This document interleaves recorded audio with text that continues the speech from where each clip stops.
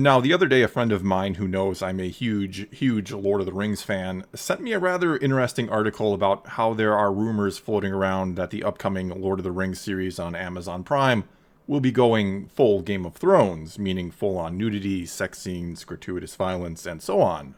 And this rumor comes mainly from the fact that apparently an intimacy coordinator has been hired for the show, and they do basically what you might imagine. They make sure actors are comfortable or their concerns are addressed when it comes to doing anything from scenes that have them just kissing another actor to scenes of them doing, well, more than kissing.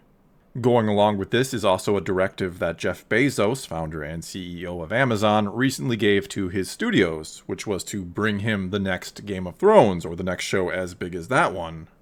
And so people have kind of started putting this all together and wondering if the upcoming Lord of the Rings series on Amazon Prime will be more like Game of Thrones and less like, well, Lord of the Rings.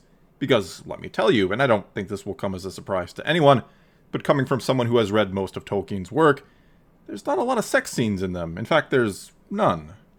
Yes, there are many epic, beautiful, and oftentimes rather tragic romances to be had within the lore of Middle-earth, don't get me wrong. But even something like the love story between Aragorn and Arwen, which was a big part of the movies, or a big focus for them, was not so heavily featured in the books at all. The real love story of the Lord of the Rings, if you will, is the unbreakable bond formed between the members of the Fellowship. The good news is that part of the deal here is that the Tolkien estate, who sold Amazon the rights in the first place for a cool $250 million, will also be keeping close tabs on the project, and within that agreement Amazon has signed, they must strictly hold to already established canon. Which means, at most, I think, and hope, there might be some tasteful nudity here and there, but even that I'd be surprised to see, and I hope isn't included. Not because I'm a prude who can't stand a little nudity, I am a fan of Game of Thrones after all, but because even that is not necessary or feels like it fits within Tolkien's work. And the reason I feel that way is when it boils right down to it, though you could certainly say Lord of the Rings and Game of Thrones are both in the same general genre, the fantasy genre, and there are certainly plenty of similarities between them. When you read them or watch them, there's not only a completely different feel to them, there's also a different intent with the stories, because Lord of the Rings is very much a more romanticized or fairy tale-esque version of the genre, and much like Star Wars, at its core it's about the battle of good versus evil, not only in the world but within ourselves. And yes, I realize there are many other themes within the story, and we could have a spirited debate over just what those books mean, but good versus evil has always been one of the main takeaways I get from Lord of the Rings. Whereas Game of Thrones, on the other hand, is a more gritty and far more realistic or down-to-earth version of the genre, if you will. And though there are certainly characters that lean good or evil within the story, it very much tries to blur that line between the two sides and shows us that the world, or people, are infinite shades of gray. And I dare say that's one of the things that people really enjoy about the show. And so again here, as a huge fan of Lord of the Rings, any attempt to make it more like Game of Thrones is going to fall flat and turn myself, and I'd guess a lot of other fans, off.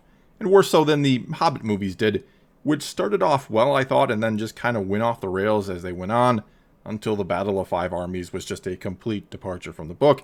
And mind you, in the book, the Battle of Five Armies was only a few pages. It's actually rather small in scale, despite there being 5 armies.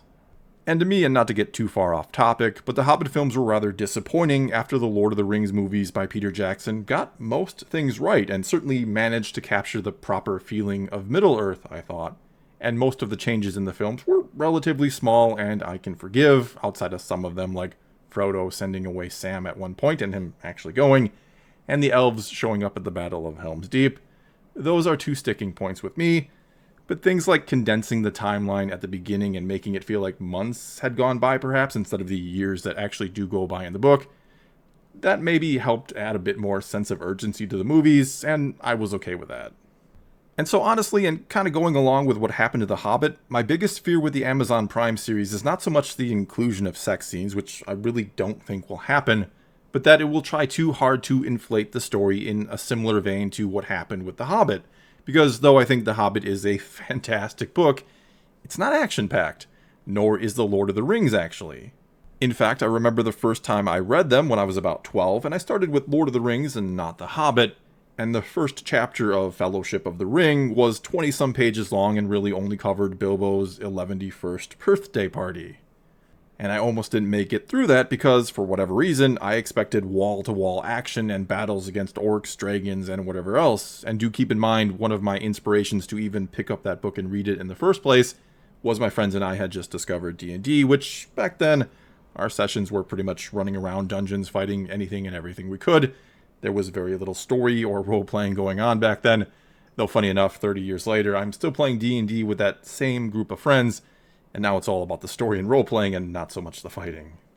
So anyway here, and sorry for the little tangent, but I kind of projected that wall-to-wall action and excitement onto what I thought the books would be before I read them for the first time, and I'm going to assume a lot of people who have never read the books and know very little about Lord of the Rings thinks it's very action-packed and exciting all the times, but it's really not the case. It turned out to be the complete opposite of that. There's actually very little action in those books.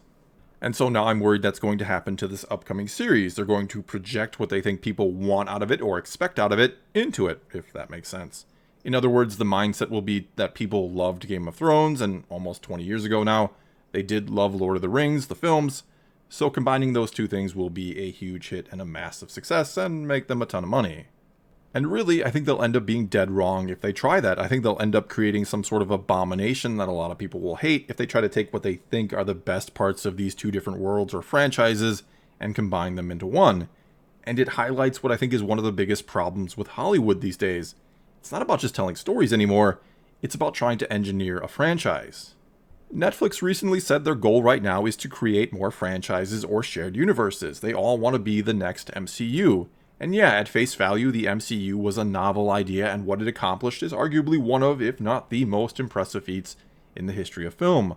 But in all reality, they took a formula that had worked in comic books for, well, forever, the shared universe idea in building up to these big, massive crossover stories, and they translated it over to film, and it worked better than I think anyone would have ever imagined.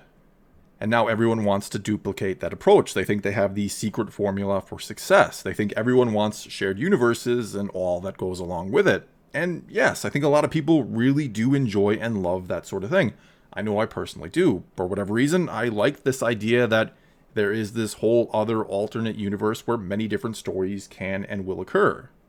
And as someone who has read comics most of his life, played D&D in the Forgotten Realms, Dragonlance, as well as my own made-up worlds, and got into the Star Wars Expanded Universe in the early 90s, it's anything but a new concept to me, though it's exciting to see this become a more mainstream idea, I guess you could say. But at the same time, I fear the exploitation and or misuse of it. I fear Hollywood has finally caught on to just how alluring and potentially profitable the idea is. And so now everything will have to be made with the intent of spawning something bigger. Something like a Lord of the Rings series can't just be what it is. It'll have to be injected with more action and excitement. It'll have to have sex scenes and morally gray characters to make it more like Game of Thrones. It'll have to be all these things instead of what it actually is, Lord of the Rings. Well, that's all I've got for you this time. Hopefully you enjoyed a slight departure from Star Wars, and if you did or didn't, do let me know in the comments below. Also, let me know what you thought about everything and anything I had to say here. So again, leave a comment below and let's talk some Lord of the Rings. And until next time, thanks for watching.